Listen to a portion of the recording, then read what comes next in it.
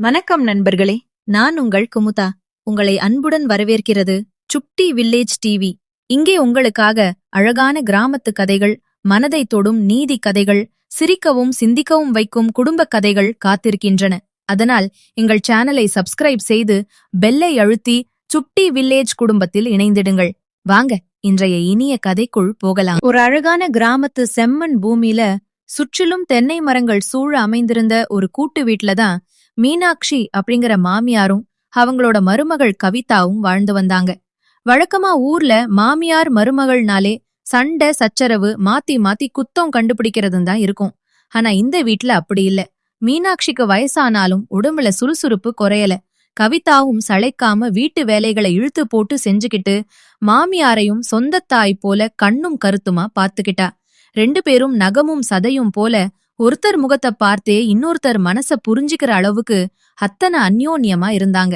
இப்படிப்பட்ட ஒரு அமைதியான சந்தோஷமான வீட்டுக்குள்ளதான் ஒரு நாள் திடீர்னு புயல் வீசுற மாதிரி 2 சொந்தக்கார பெண்கள் வந்து இறங்குனாங்க. அவங்க யாருன்னா மீனாட்சியோட தூரத்து முறை நாத்தனார் மங்களம் மற்றும் அவளோட ஒரே மகள் கமலா.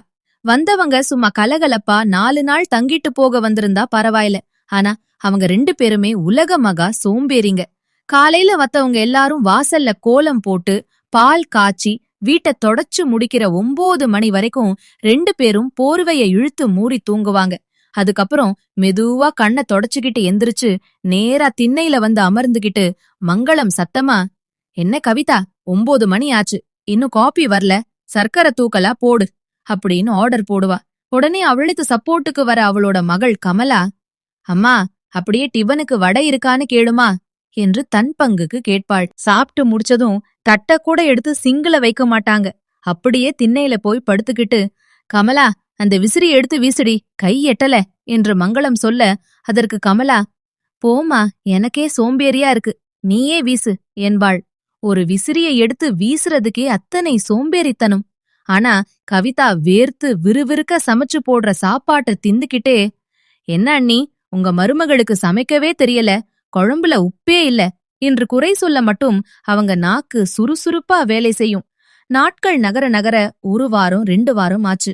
ஆனா அவங்க கிளம்புற மாதிரி எந்த அறிகுறியும் தெரியல. கவிதாவுக்கு கால் வலிக்க வலிக்க சமைச்சு போட்டும் அவங்க ஒரு சின்ன கரும்ப கூட எடுத்து போடல. ஒரு நாள் மதியம் கடுமையான வெயில்ல சமையலறையில வேலை செஞ்சுக்கிட்டு இருந்த கவிதாவுக்கு உடம்பு களைப்பால லேசாக தலை சுற்றல் வந்து அப்படியே அமர்ந்து விட்டாள். இதை தற்செயலாக கவனித்த மீனாட்சி பதறிப்போய் ஓடி வந்து, "என்னம்மா கவிதா, உடம்புக்கு முடியலையா? நீ போய் ரூம்ல நல்லா படுத்து ரெஸ்ட் எடு, பாக்காக்கி வேலைய நான் பாத்துக்கிறேன்" என்று அன்போடு சொன்னாள். மருமகள் மேல் அவளுக்கு அத்தனை பாசம் இருந்தாலும் மீனாட்சிக்கும் வயசான மூட்டு வலி இருந்தது. இந்த சோம்பேறிங்களுக்கு சமைச்சு போட்டு உபசாரம் பண்ணியே 2 பேருக்கும் உடம்பு முடியாம போயிடுச்சு.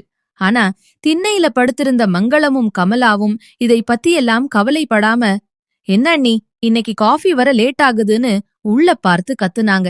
அப்போதான் மீனாட்சியும் கவிதாவும் ஒரு பிளான் பண்ணுனாங்க. இவங்கள சும்மா நேர்மையா பேசி ஊருக்கு அனுப்ப முடியாது.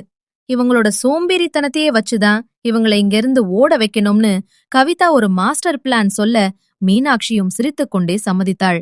அடுத்த நாள் காலை மங்களமும் கமலாவும் எப்போதும் போல 9 மணிக்கு தூங்கி எழுந்து காஃபி குடிக்கலாம்னு திண்ணையில வந்து அமர்ந்தனர். காஃபி இன்னும் வராததால் கத்தலாம் என்று நினைத்த போது உள்ளே இருந்து மீனாட்சி தலையில ஒரு பெரிய துணியை கட்டிக்கொண்டு கையில் ஒரு குச்சியோடு முகமெல்லாம் சோகமாக மெல்ல நடந்து வெளியே வந்தாள். அவளை பார்த்ததும் மங்களம், "என்ன அண்ணி ஆச்சு?" என்று கேட்க மீனாட்சி அழுது கொண்டே, "மங்களம், கமலா, பெரிய வம்பா போச்சுப்பா. நம்ம கவிதாவுக்கு திடீர்னு கடுமையான அம்மை நோய் போட்டுடுச்சு. உடம்பெல்லாம் கொப்பளம். டாக்டர் வந்து பார்த்துட்டு இது ரொம்ப வீரியமான அம்மை, பக்கத்துல வர்றவங்களுக்கு உடனே பரவிடும்னு சொல்லிட்டாரு" என்றாள். இதை கேட்டதும் கமலாவுக்கு பயத்தில் முகம் அப்படியே வெளுத்து போனது. அதற்குள் படுக்கை அறையிலிருந்து கவிதா வேண்டுமென்றே மிகவும் சோர்வான நடுங்கும் குரலில், "அத்தை, எனக்கு உடம்பெல்லாம் எரியுது. மங்களம், அத்தையும் கமலாவும் கொஞ்சம் சமையல் கட்டுல போய் கஞ்சி காய்ச்ச சொல்லுங்க. அப்புறம் என்னோட துணிங்கெல்லாம் அம்மை பட்டு அழுக்கா இருக்கு, அதையும் கொஞ்சம் துவைக்க சொல்லுங்க அத்தை" என்று கத்தினாள். மீனாட்சி உடனே மங்களத்தை பார்த்து, "ஆமா மங்களம், எனக்கும் திடீர்னு மூட்டு வலி வந்து கை கால் விளங்காம போயிடுச்சு. இன்னைக்கு சமையல், பாத்திரம் கழுவுறது, துணி துவைக்கிறது எல்லாத்தையும் நீங்க 2 பேரும் பிரிச்சு செய்யுங்க. அப்படியே கவிதா அறைக்குள்ள போய் அவளுக்கு மாத்திரை எடுத்து கொடுங்க கமலா என்றாள். அம்மை நோய் என்ற வார்த்தையை கேட்டதுமே மங்களத்துக்கும் கமலாவுக்கும் நடுக்கம் எடுத்துக்கொண்டது.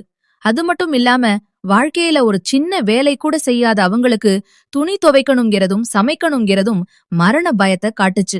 கமலா பயந்து போய் தாயின் காதில், அம்மா இங்க இருந்தா வேலை செஞ்சே செத்துரும், அம்மை வேற பரவிடும், ஓடிடலாம் என்று முணுமுணுக்க மங்களம் வாரிச் சுருட்டி எழுந்து பைகளை தூக்கிக் கொண்டு, அண்ணி ஊர்ல கமலாவுக்கு வரன் பார்க்க வர்றாங்களாம், நாங்க கிளம்புறோம் என்று படபடவென சொன்னாள்.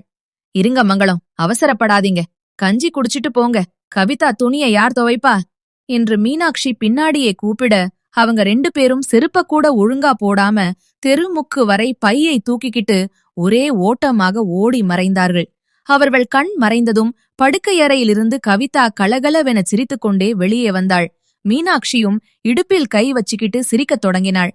பாத்தீங்களா அத்த, வேலை செய்யணும்னு சொன்ன உடனே அழகுராணிகள் எப்படி ஓடுறாங்க பாருங்க என்று கவிதா சொல்ல, ஆமாமா கவிதா, இந்த சோம்பேறி பெண்களுக்கு உழைப்புதான் உலகத்திலேயே பெரிய எதிரி, இனிமே இந்த பக்கம் வர்றதுக்கு யோசிப்பாங்க என்று மருமகளின் கையை பிடித்துக் கொண்டாள் மீனாட்சி.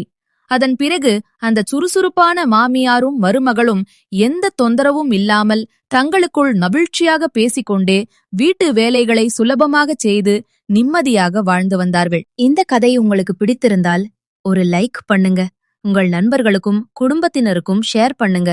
மேலும் இதுபோன்ற அழகான கிராமத்து கதைகள், நீதி கதைகள் மற்றும் குடும்ப அனிமேஷன் கதைகள் பார்க்க எங்கள் சுட்டி வில்லேஜ் டிவி சேனலை சப்ஸ்கிரைப் செய்ய மறக்காதீங்க. நான் உங்கள் குமுதா. மீண்டும் ஒரு அழகான கதையுடன் உங்களை சந்திக்கிறேன். அதுவரை சந்தோஷமாக இருங்கள்.